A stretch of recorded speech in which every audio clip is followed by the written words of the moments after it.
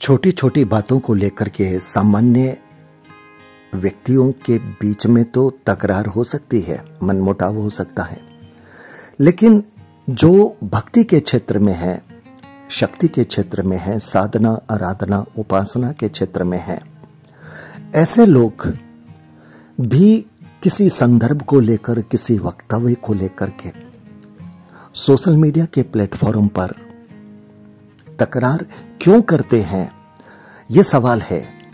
और इन तकरारों को social media में सुनकर के सनातन संस्कृति के श्रद्धालुओं के मन में तकलीफ होती है। वो चाहे इधर के हों चाहे उधर के श्रद्धालु हों, लेकिन उनको इस बात की तकलीफ होती है कि संतों को, गुरुओं को इस तरह की भाषा से, इस तरह की शब्दावली से बचना चाहिए।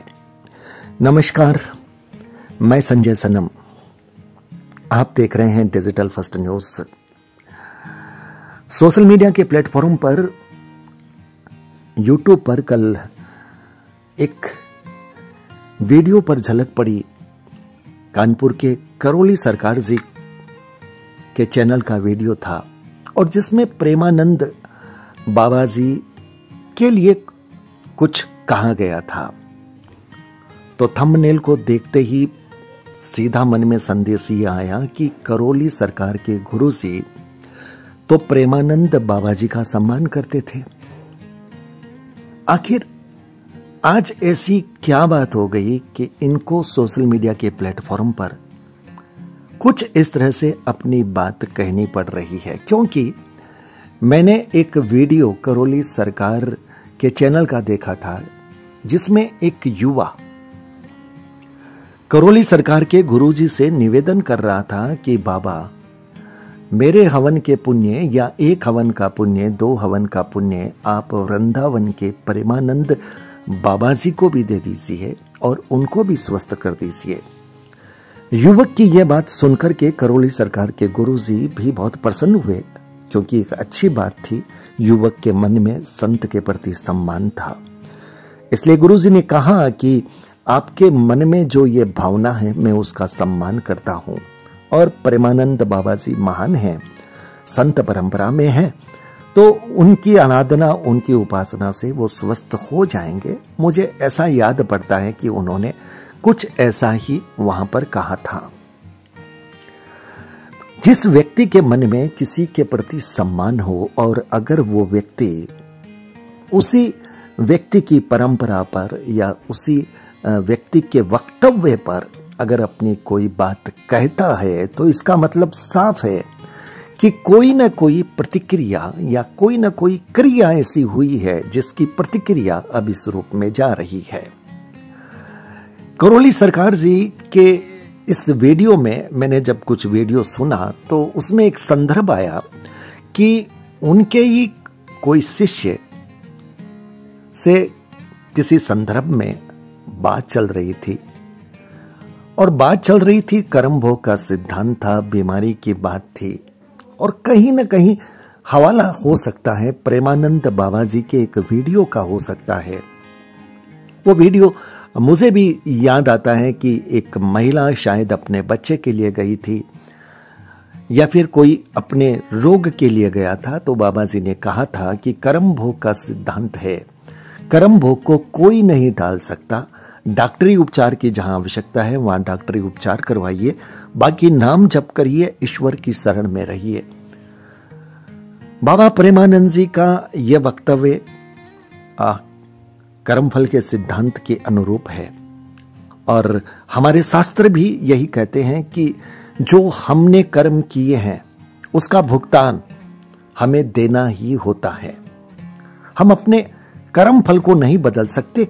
कर्म विधान के भी अनेक रूप हैं और उसमें कुछ रूप ऐसे हैं जिसमें आप पूजा पाठ उपासना ध्यान साधना से भी अपने कर्म फलों को नहीं बदल सकते, वो भोगने ही पड़ते हैं। कुछ कर्म फल ऐसे जरूर हो सकते हैं जो पूजा पाठ से, विधान से, आराधना से उनकी तीव्रता को कम किया जा सकता है।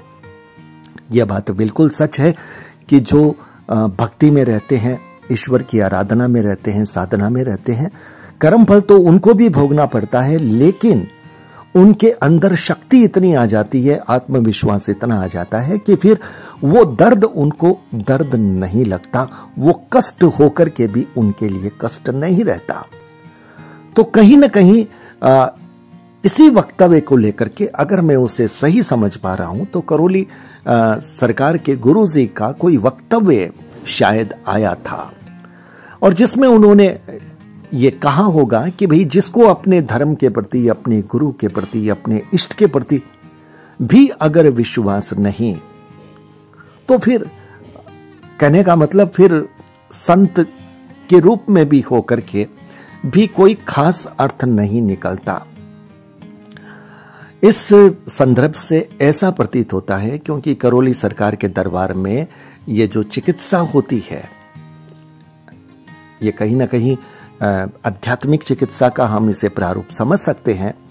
तो उसी के संदर्भ के आधार पर करौली सरकार के गुरुजी ने यह बात कही होगी।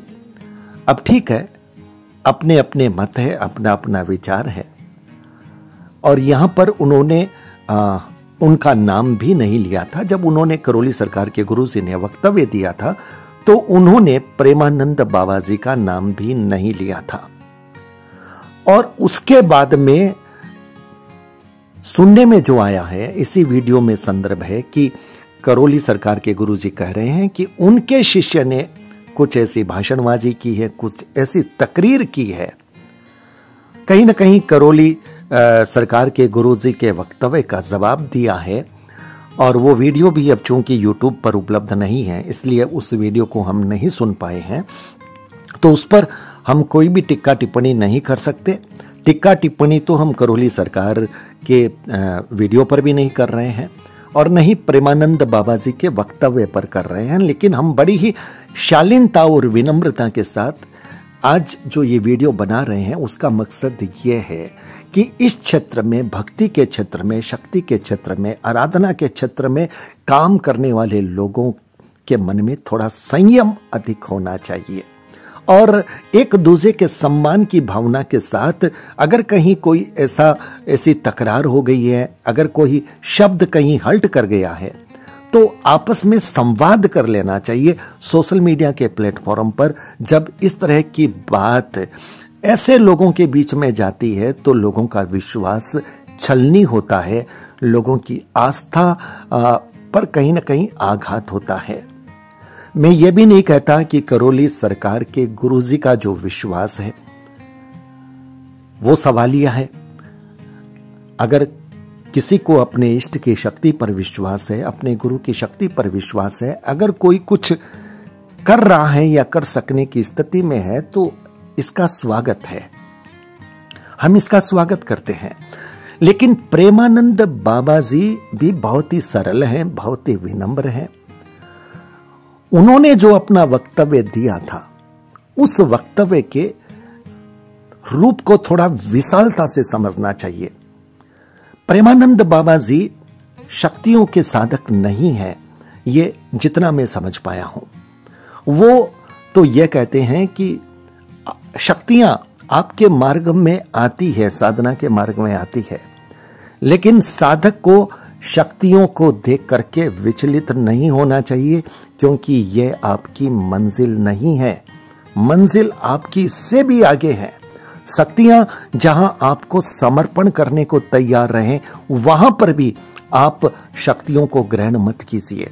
तो कहने का मतलब साफ है कि जब बाबा का उपदेश ही यही है, तो बाबा ने किसी सिद्धि की और सिद्धि रूपी शक्ति की उपासना नहीं की।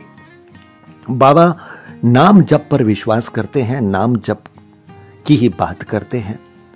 उनका अपने आराध्य पर जो विश्वास है, उस विश्वास पर कोई सवाल नहीं लग सकता। हर व्यक्ति की अपनी आस्था है, और भगवान के किस रूप की वो पूजा करता है, यह उसका अपना स्वतंत्र अधिकार है। हो सकता है हम कृष्ण के जिस विराट स्वरूप की पूजा करते हैं, जैसे करौली सरकार जी ने भी कहा कि मेरे भी आराध्य वो हैं, लेकिन मैं महाभारत के उस कृष्ण की पूजा करता हूं, उन कृष्ण की पूजा करता हूं, माफ कीजिएगा, उन कृष्ण की पूजा करता हूं जिन्होंने अपना भव्य रूप दिखाया था, विशाल रूप दिखाया था, युद्ध के मैदान में गीता का उपदेश दिया था। ठीक है, रूप की बात है, लेकिन मंजिल वो ही है। अलग अलग प्रक्रियाएं हो सकती है, रूपों के अलग अलग प्रकार हो सकते हैं, जैसे आध्यात्मिक पृष्ठभूमि में लीला कहा जा सकता है, लेकिन डेस्टिनेशन जब वही है तो मुझे नहीं लगता इस पर किसी भी तरह का सवाल होना चाहिए। हाँ, इसमें एक सीधी सी बात समझ में ये आती है कि अगर करौली सरकार के वक्तव्य को लेकर के प्रेमानंद बाबा जी के शिष्य के मन में कहीं कोई ऐसा भाव आया हो और उन्होंने इसका वीडियो बना दिया हो, तो वीडियो बनाने से पहले उन्हें एक बार संपर्क कर लेना चाहिए, अधिक अच्छा रहता, क्योंकि संवाद से समाधान होता है, विवाद किसी भी समस्या का समाधान नहीं करता। सोशल मीडिया के प्लेटफॉर्म पर जब इस तरह की क्रिया प्रतिक्रिया इस क्षेत्र में देखी जाती है तो निश्चित रूप से लोग आहत होते हैं, फिर वो चाहे करौली सरकार के शिष्य हो, फिर वो चाहे बाबा प्रेमानंद के शिष्य हो, दोनों ही सनातन संस्कृति की पगडंडी पर चल रहे हैं। धाराएं अलग हो सकती है, प्रक्रियाएं अलग हो सकती है, परंपराएं अलग हो सकती है, लेकिन है सनातन संस्कृति। तो जब सनातन संस्कृति के दो पुरुष कहीं ना कहीं टकराते हैं तो नुकसान सनातन संस्कृति का होता है। यह बात सिर्फ मैं नहीं कह रहा हूं, करौली सरकार चैनल के इसी वीडियो के अंतर्गत जो कमेंट आए हैं उनमें करौली सरकार के शिष्यों ने भी और बाबा प्रेमानंद के शिष्यों ने भी कमेंट बॉक्स पर आकर के अपनी ये बात कही है। प्रेमानंद बाबा जी अपनी बीमारी का प्रचार नहीं करते, हालांकि उन्होंने कई वीडियो में अपने संदर्भ जरूर दिया है और वो संदर्भ देने का मकसद लोगों के मन में एक भावना देनी है कि कष्ट सबको आते हैं और प्रारब्ध में अगर गलत कर्म किए होते हैं तो इस जन्म में अगर कोई साधु भी है, महात्मा भी है, तब भी उसको प्रारब्ध के किए कर्मों का भुगतान करना पड़ेगा। मुझे लगता है इसी विचार को परिभाषित करने के लिए प्रेमानंद बाबा जी अपनी जो किडनी की जो तकलीफ है उसका हवाला देते हैं। करौली सरकार जी ने अपने इष्ट के प्रति विश्वास की शक्ति के प्रति आस्था की विश्वास की बात कही, ये बात स्वागत योग्य है और इस बात से हम सब सहमत हैं, लेकिन एक विचार से, एक वक्तव्य से असहमति है और वो वक्तव्य यह है कि जब करौली सरकार के गुरुजी बाबा प्रेमानंद जी के लिए यह कहते हैं कि आप भी यहां दंडवत करके आ जाओ, आपको भी यहां से काम पड़ेगा ठीक होने के लिए। यहां पर यह जो भाव है, यह भाव आस्था का, शक्ति का, विश्वास का कम, यह भाव अहम का है। मैं क्षमा याचना के साथ कहता हूं, करौली सरकार के गुरुजी मेरी बात को अन्यथा न लें, मैं सबका सम्मान करता हूं, लेकिन बात अगर कहीं अहम की तुष्टि करते हुए लगे, हो सकता है मेरे समझने में भूल हो सकती है, लेकिन बोलने का अंदाज, चेहरे का एक्सप्रेशन और शब्दों की लय बिल्कुल यही बताती है। बाबा प्रेमानंद जी के भी लाखों करोड़ों शिष्य हैं, करौली सरकार के भी लाखों करोड़ों शिष्य हैं, यहां पर इस बात का मुकाबला नहीं है। और जो धर्म के क्षेत्र में होते हैं वो शिष्यों का मुकाबला भी नहीं करते, वो एक दूसरे की परंपरा का सम्मान करते हैं, एक दूसरे का सम्मान करते हैं। और एक बात और आई कि प्रेमानंद बाबा जी ने कहीं अपने शिष्यों को आगे कर दिया होगा, में क्या हुआ ये तो ईश्वर जानता है, लेकिन प्रेमानंद बाबा जी का जो व्यक्तित्व है वो व्यक्तित्व ऐसा नहीं है कि वो अपनी बात को कहने के लिए अपने शिष्य को आगे करते हैं। बाबा को जानने मानने वाले लोग ऐसा सोच भी नहीं सकते। और हम तो यही निवेदन करेंगे कि सृष्टि पुरुष श्रेष्ठता के साथ एक दूसरे की श्रेष्ठताओं का सम्मान करते हुए आपस में मिले, संवाद करें, विवाद न करें। विवाद से तल्खियां बढ़ती है और ये जो तल्खियां हैं वो कहीं ना कहीं मुश्किलें ही पैदा करती है, क्योंकि विद्वान लोग हैं, जानते हैं, हमेशा पॉजिटिव एनर्जी नेगेटिव एनर्जी की बात करने वाले लोग इस बात को अच्छी तरह से जानते हैं कि जहां भी विवाद होता है, झगड़ा होता है, तल्खियां होती है, वहां पर कहीं ना कहीं नेगेटिव एनर्जी की रूपरेखा बनती है। चाहे कितनी ही भक्ति हो, कितनी ही आस्था हो, कितनी ही पूजा हो, उसके बाद में भी अगर इस तरह की भावना या विचार आते हैं तो वो कहीं ना कहीं इस बात को बताते हैं कि उस परिवेश में, हमारे मन के परिवेश में कहीं ना कहीं नकारात्मकता का भाव आया है। वो नहीं आना चाहिए। सृष्टि पुरुषों को एक दूसरे का सम्मान करना चाहिए, विवाद को खत्म करना चाहिए। और जैसा कि सुनने में आया कि प्रेमानंद बाबा के उन शिष्य का वीडियो यूट्यूब से हटा लिया गया है, तो अच्छी बात है। अगर उन्होंने कुछ ऐसा कहा है जो करौली सरकार के गुरुजी के लिए अशालीन था, अशोभनीय था, तो वीडियो को हटाना ही उचित था। और अगर संदर्भ के आधार पर शालीनता के साथ बात कही है तो यह हमारा देश और हमारे देश का संविधान अभिव्यक्ति की स्वतंत्रता की आजादी सबको देता है, बशर्ते आप शालीनता के साथ कहिए, सम्मान के साथ कहिए। अपनी बात को रखने का आधार और अपनी मान्यता को कहने का अधिकार, सबकी मान्यताओं को सम्मान कीजिए। आपका अपना विश्वास, आपकी अपनी परिपाटी, आपकी अपनी परंपरा, उसको बताने का भी अधिकार है और उसको मानने का भी अधिकार है। तो यह हमारे देश का संविधान देता है।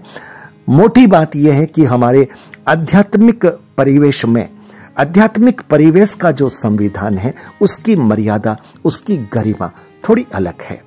और वो मर्यादा, वो गरिमा ये कहती है कि अगर किसी का वक्तव्य हमें उचित भी नहीं लगे तो कोशिश ये करनी चाहिए कि संबद्ध व्यक्ति से सीधा संवाद हो, और अगर वो हमारे संवाद का सही जवाब न दे तब फिर आत्मसम्मान भी अपनी जगह आवश्यक है।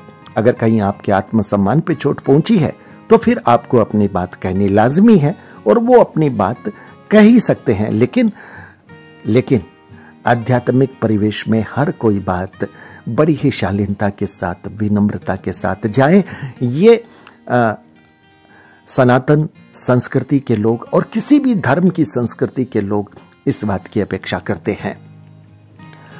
तो दर्शकों, इस वीडियो में सिर्फ भावना यही है कि हमारे जो आध्यात्मिक क्षेत्र के सृष्टि पुरुष हैं, अपने अपने क्षेत्रों में अपना अपना काम कर रहे हैं, वो संवाद करें।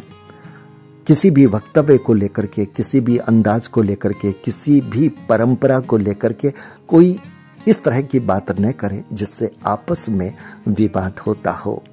और मेरे इस वीडियो में अगर कोई भी शब्द, कोई भी बात, कोई भी विचार अगर ऐसा गया हो जिसमें बाबा प्रेमानंद जी के शिष्यों को और बाबा करौली सरकार के गुरुजी और गुरुजी के शिष्यों को अगर कहीं कोई बात आपत्तिजनक लगी हो तो बड़ी ही विनम्रता के साथ मैं वो शब्द, वो बात अग्रिम वापस लेता हूं, क्योंकि मेरा मकसद किसी को न तो सीख देना है न उपदेश देना है।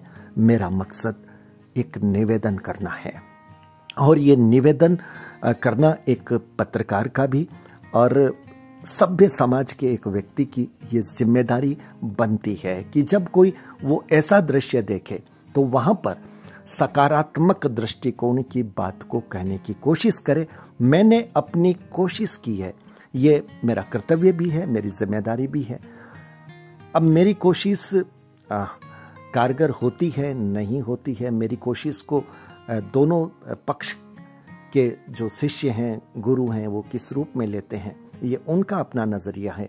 लेकिन मैं दोनों का सम्मान करता हूं और मैं बड़ी विनम्रता से ये अपील करता हूं कि अब इस विवाद पर आगे से कोई इस रूप में सोशल मीडिया पर बात न जाए। बात जाए तो संवाद की जाए, बात जाए तो मुलाकात की जाए, बात जाए तो आपसे विचार और सद्भाव की जाए।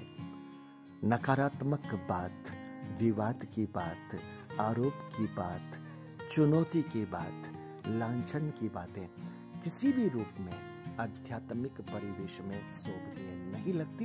ये मेरा विनम्र निवेदन है। आप सबका